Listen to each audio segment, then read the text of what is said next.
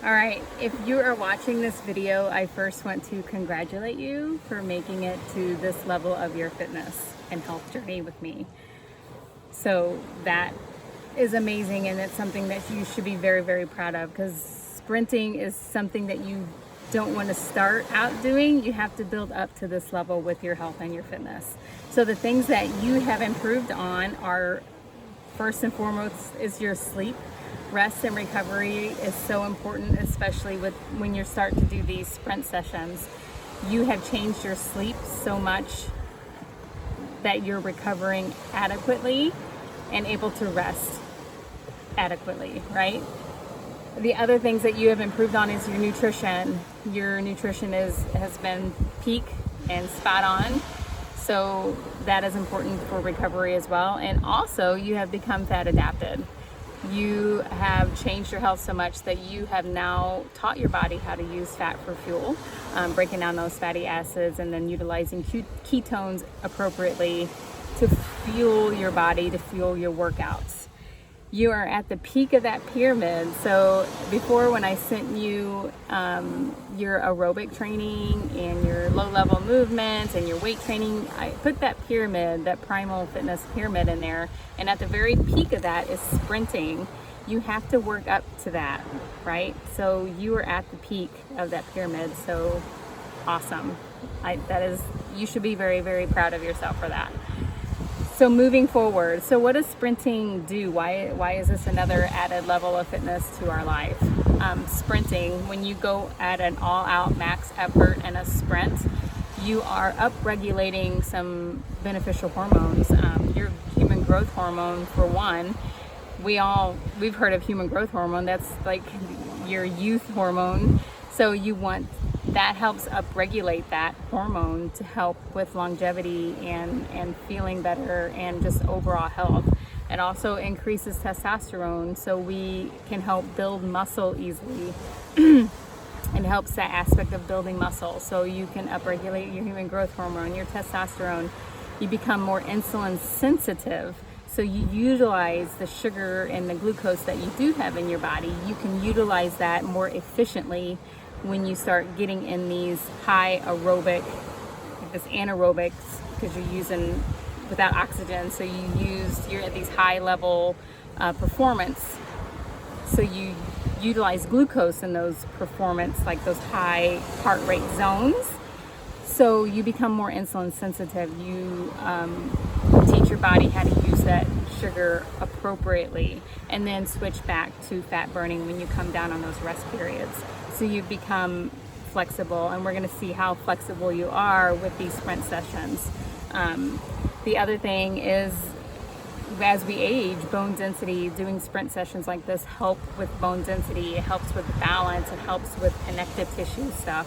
So as we age, we want to keep those in high performance and keep them healthy, so we're not falling as we get older, right?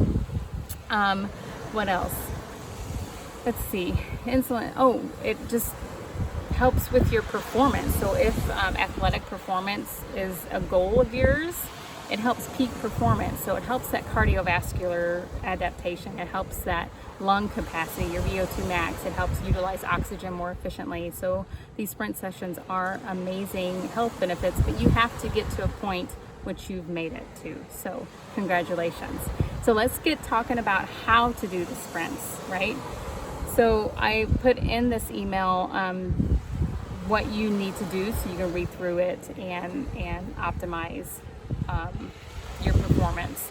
So if you're new to sprinting, you shouldn't start out with an all-out max effort at like 100%. You might have to start out easier, like maybe a 60% of your max, just to get that momentum and that movement to understand what it feels like to sprint.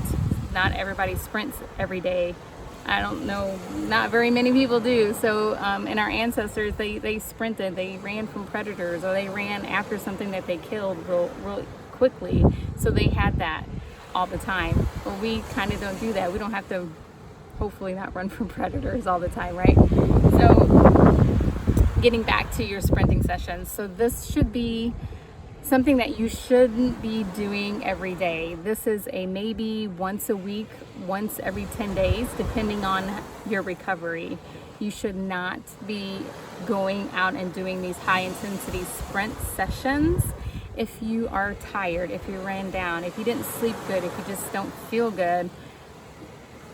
This should not be done. Try another day, okay? After you've done a sprint session, you shouldn't do another one for maybe 10 days, depending on how you're feeling, which you've also learned how to listen to your body. So that is something that's very important, to listen to how your body is feeling. If it's tired, if it's run down, not energetic, you shouldn't be doing these sprint sessions. Just go for your low level movement walks, okay? These sprint sessions, you can do it with anything. It doesn't have to be like on foot, on ground, right? You can do bicycling, you can do stationary bikes, you can do swimming, anything to get your heart rate up and get a max effort when you first start. So just thinking of like that predator scenario, so you're running from something really quickly. These sprint sessions should only last between 10 seconds and at the max 30 seconds, depending on if you're just starting out and learning these. You might be up to 30 seconds, and that's okay because you're learning.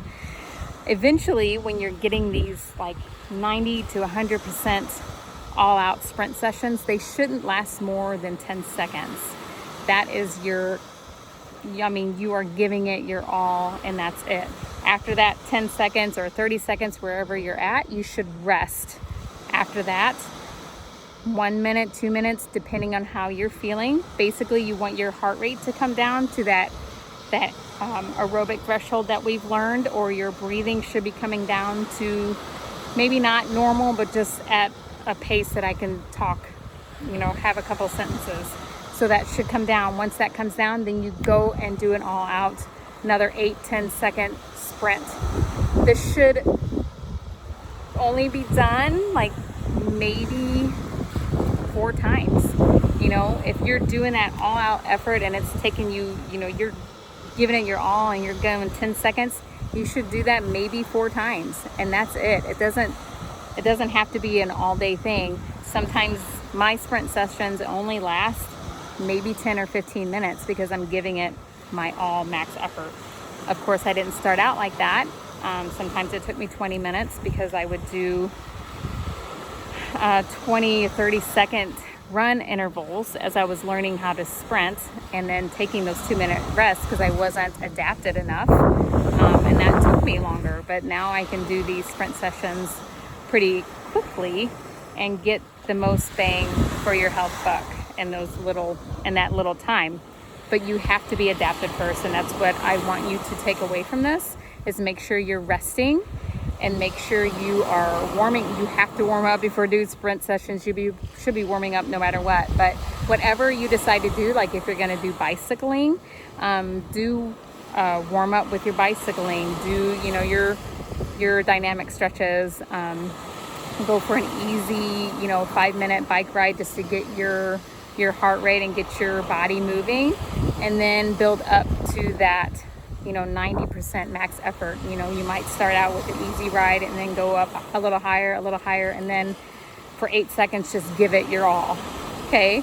And then you're gonna come back down and you're gonna rest for about 1 or 2 minutes, getting that breathing, that heart rate to come back down, and you're gonna do it again. Okay, so 4, 5, 8 times in a row, whatever you feel. Listen to your body. So if you start losing your balance, if your performance on that 4th interval is not the same as that 1st interval, then you should stop. You should have the same max effort on all of these intervals. Once that starts dropping, then start cooling down and do your low level movements, and you're done. And then wait another 10 days and do it again. So that is the process. That is how you're going to add these sprints into your fitness routine. Again, I'll have a lot of this listed below, so make sure you read through that. Ask questions. Please ask questions. And again, be safe. Listen to your body, and make sure you're fueling, recovering, resting, like you should be doing.